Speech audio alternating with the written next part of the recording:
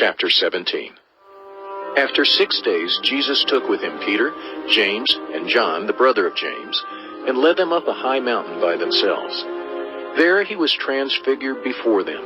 His face shone like the sun, and his clothes became as white as the light. Just then there appeared before them Moses and Elijah talking with Jesus. Peter said to Jesus, "Lord, it is good for us to be here. If you wish, I will put up 3 shelters, one for you, one for Moses, and one for Elijah." While he was still speaking, a bright cloud covered them. A voice from the cloud said, "This is my Son, whom I love. With him I am well pleased. Listen to him." When the disciples heard this, they fell face down to the ground, terrified. But Jesus came and touched them. "Get up," he said. "Don't be afraid." When they looked up, they saw no one except Jesus. As they were coming down the mountain, Jesus instructed them, "Don't tell anyone what you have seen until the Son of Man has been raised from the dead." The disciples asked him, "Why then do the teachers of the law say that Elijah must come first?" Jesus replied, "To be sure, Elijah comes and will restore all things.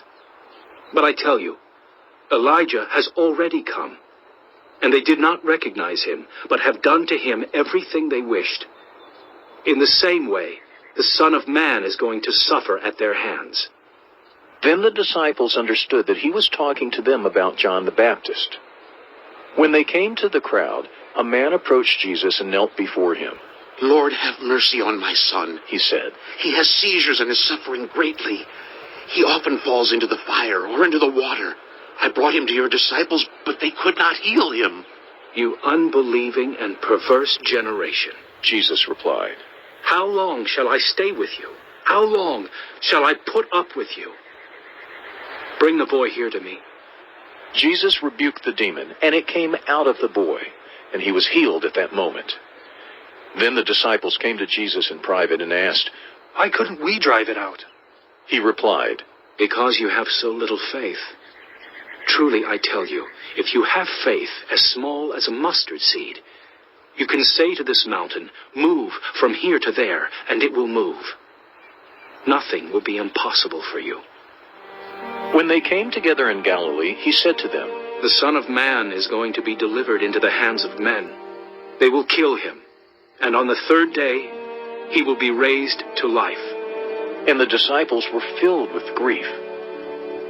After Jesus and his disciples arrived in Capernaum, the collectors of the 2 drachma temple tax came to Peter and asked, "Doesn't your teacher pay the temple tax?" "Yes, he does," he replied. When Peter came into the house, Jesus was the first to speak. "What do you think, Simon?" he asked. "From whom do the kings of the earth collect duty and taxes? From their own children or from others?" "From others," Peter answered. "Then the children are exempt. Jesus said to him, But so that we may not cause offense, go to the lake and throw out your line. Take the first fish you catch, open its mouth, and you will find a 4 drachma coin. Take it and give it to them for my tax and yours." Chapter 18.